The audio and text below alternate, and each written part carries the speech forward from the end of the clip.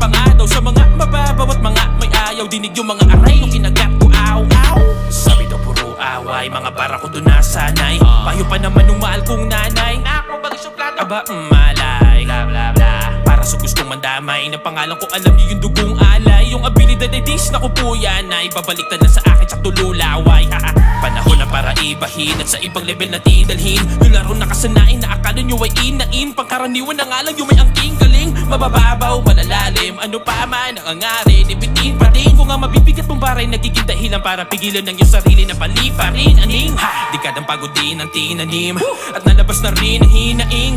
Di na para indahin, anumang rhyme ang trip na ihain kay dali lang, Diyos mio. Para sa akin ito mismo, yung bisyo. Pagkatribito akapela, parilinyo ko pareho. Tirador pa rin baril, man o kutsilyo.